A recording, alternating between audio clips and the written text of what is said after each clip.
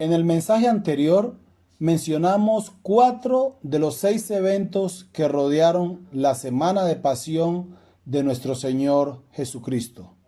Estos fueron la entrada triunfal de Jesús a Jerusalén o Domingo de Ramos, la institución de la Cena del Señor, la oración de Jesús en Getsemaní y sus sufrimientos. En el mensaje de hoy mencionaremos los dos restantes, que son la muerte de Jesús y la resurrección de Jesucristo. Yo creo que la muerte de Jesús es la muerte más extraordinaria de todas las muertes. Por un lado, es triste hablar de la muerte de Jesús. Por otro lado, es maravilloso hablar de su muerte. Triste, porque sufrió mucho, y todo lo sufrió no porque él hubiese pecado, sino por los pecados de otro.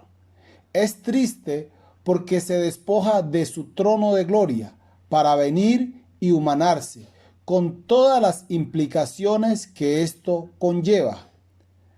Hay que aclarar desde el principio que Jesús, al tomar forma de hombre, nunca dejó de ser Dios. Fue Dios antes de humanarse, fue Dios estando en un cuerpo humano, fue Dios cuando ascendió nuevamente a su trono de gloria, es Dios hoy y lo será por toda la eternidad.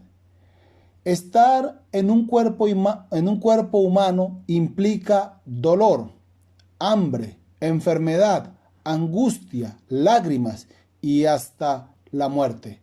Jesús padeció y murió no para un bienestar propio, sino para salvar a la raza humana, para salvarte a ti y para salvarme a mí.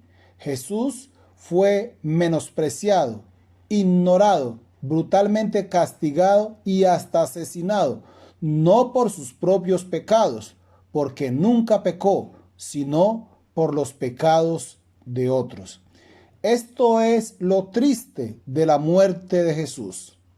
Lo maravilloso de la muerte de Jesús es que cambia totalmente el curso de la raza humana. Mencionemos algunos de los beneficios de la muerte de Jesús para la raza humana. 1. Perdona nuestros pecados. Solamente por su muerte, por su sangre derramada, por su sacrificio, nuestros pecados pueden ser perdonados. Los pecados de cualquier ser humano. No importa los pecados que hayan cometido.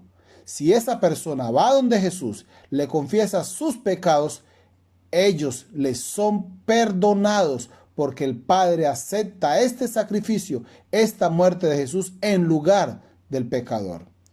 2. Nos reconcilia con Dios el Padre. La muerte de Jesús es la única que nos puede reconciliar con Dios el Padre. 3. Nos justifica ante Dios, es decir, nos declara sin pecados. 4. Por la muerte de Jesús recibimos el Espíritu Santo, nos da su Espíritu. 5. Nos abre el reino de los cielos, nos da vida eterna, nos hace hijos y herederos de Dios. Todos estos beneficios y más por la muerte de nuestro Señor Jesucristo, solo si el pecador se arrepiente y le reconoce como su Señor y Salvador. Hay que dejar bien claro que estos beneficios son únicamente para el hombre que reconoce su pecado, se arrepiente y se aparta. Antes de pasar al último evento que rodeó la Semana Santa, hay que decir una cosa y quiero que analicemos algunas cosas que tienen que ver con la Semana Santa. El verdadero sentido de la Semana Santa no es comer dulce y bocadillos en esta semana. Tampoco es descansar durante la semana. No es consagrarnos esa semana a través de algunos rituales y algunas disciplinas espirituales. El verdadero sentido de la Semana Santa es saber que Cristo murió con el único propósito de salvar a los hombres de la condenación eterna, y que yo, como hombre pecador, debo acudir a Él confesándole mis pecados y apartándome de los mismos. Sin esta base fundamental, la Semana Santa no tiene ningún sentido. Si no se aplica esto a nuestras vidas, la Semana Santa está totalmente desvirtuada. Si lo que llamamos como Semana de Pasión, Semana Santa, nosotros no vamos donde Jesús, porque es que en esta semana se concentra los hechos de Jesús, lo que tiene que ver con su muerte, con sus padecimientos, con su resurrección, que fueron en beneficio del hombre. Sin Jesús, sin todo lo que vivió, no habría Semana Santa. Entonces, ¿para qué hablar de Semana Santa, que un viaje, que descansar, que una cosa, que la otra, cuando en verdad no aplicamos lo que ella conlleva, y es el sacrificio de Jesús en beneficio nuestro? Mucha gente cree que la Semana Santa es la semana donde se va a santificar. No es así. Cristo murió para que nosotros fuésemos santificados no una semana, sino toda la vida. El año tiene 52 semanas. Yo no puedo vivir desordenadamente en el pecado las 51 semanas del año y pretender que con la llegada de la Semana Santa, la semana 52, me voy a santificar a través de unos rituales. Las 51 semanas me la paso sumergido practicando toda clase de pecado, y luego voy a querer o a pretender que con la llegada de la Semana Santa voy a borrar todos mis pecados y voy a conseguir nueva licencia para seguir pecando durante las próximas 51 semanas, y luego cuando llegue la semana 52 me santifico, y así sucesivamente vivo un círculo vicioso entre pecar 51 semanas, me santifico esta semana 52, luego cuando pase la Semana Santa sigo en el pecado, y así no. Quien piensa así y actúa así está muy equivocado en cuanto a la semana de pasión de nuestro Señor Jesucristo, que es hacernos reflexionar sobre un Dios santo, sobre un hombre pecador que no tiene otra opción de llegar a Dios sino únicamente a través de el Señor Jesucristo, que Él nos dio, que lo sirvió, que lo puso allí como su regalo más grande, para que por medio de Él pudiésemos en verdad santificarnos y llegar a Él. Cuando el pecador va a Cristo confesando sus pecados y apartándose de los mismos, sus pecados son borrados, son limpiados. A partir de ese momento, la palabra de Dios declara santo al pecador. Cuando esa persona va y confiesa sus pecados, donde la persona de Jesús, que tiene la potestad, que pagó el precio, que derramó su sangre, que murió, a partir de ese momento que la persona confiesa, la palabra de Dios es quien declara santo a ese pecador. ¿Usted sabía que el único que tiene potestad para declarar santo a un pecador es el Señor Jesús? Porque Él fue el que murió y que derramó su sangre por los hombres. Es el único. Nadie más puede declararnos santos. La Biblia, la palabra de Dios, es la única que puede decir quién es santo y quién no. La santidad se da de tres maneras. Una, posicional, progresiva y perfecta. Posicional, por Cristo. Progresiva, a través de la disposición de la persona de dejar el pecado y seguir las normas de Dios. Perfecta en el reino de los cielos.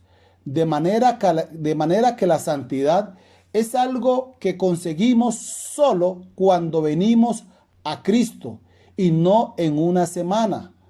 La santidad es progresiva en el día a día, todo el tiempo, y no solamente en una semana. El santo debo ser yo y no la semana. Jesús muere en victoria porque cumple la voluntad del Padre a cabalidad, y porque logra la salvación de todos los hombres. La muerte de Jesús es efectiva únicamente para los que creen en Él. El sacrificio, la muerte de Jesús es suficiente para salvar a todos los hombres, pero si solo 100, si solo 1000 creen en Él, solo esos 100, solo esos 1000 serán salvos. Los que no creen en Él no serán salvos, se condenarán.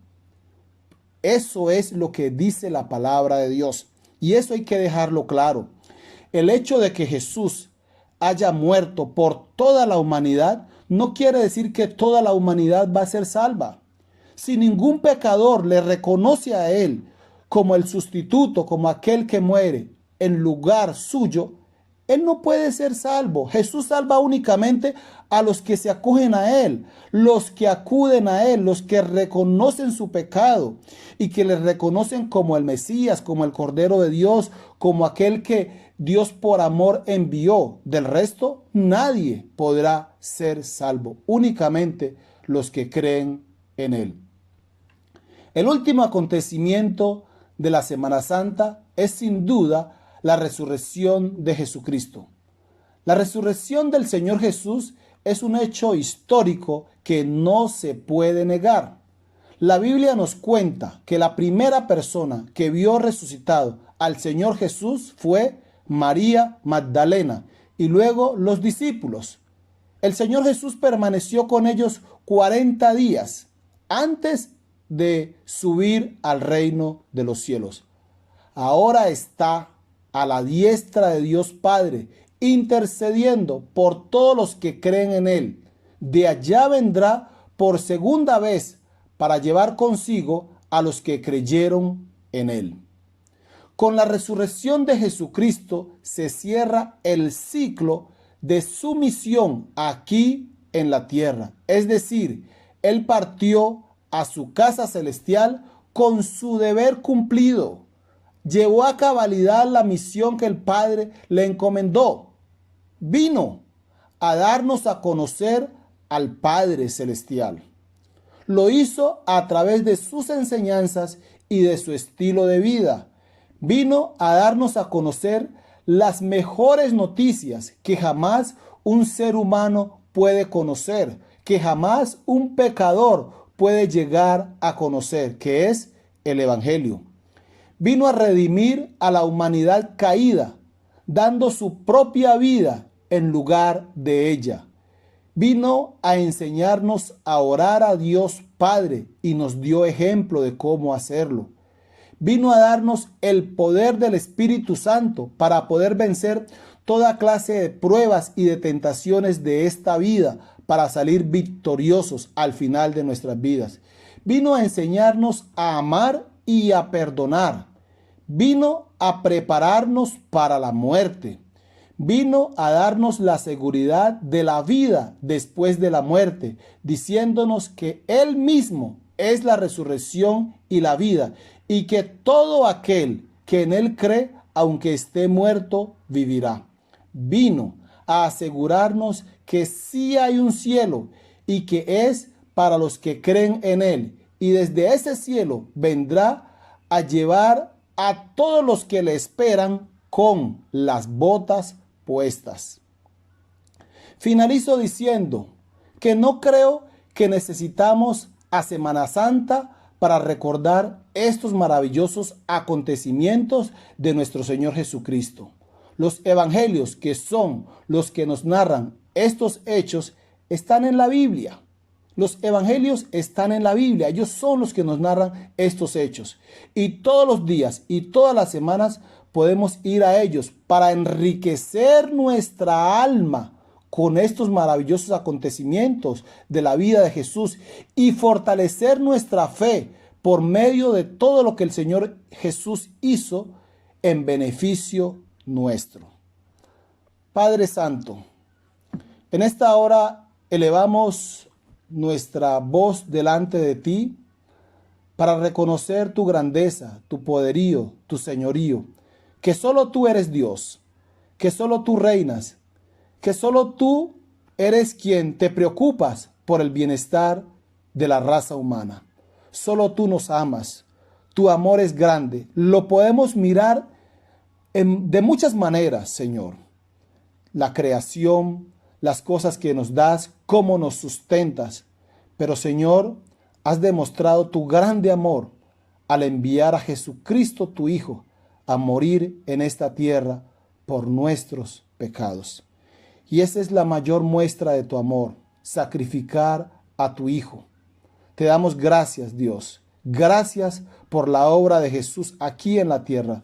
Es una obra maravillosa que no se limita únicamente a la muerte, al sacrificio en la cruz y previo a la cruz en beneficio nuestro, sino que podemos mirar cómo nos enseñó, cómo predicó estas buenas nuevas y cómo también nos ha dado sus maravillosas promesas para que a través de ellas podamos fortalecer nuestras vidas y perseverar en el día a día.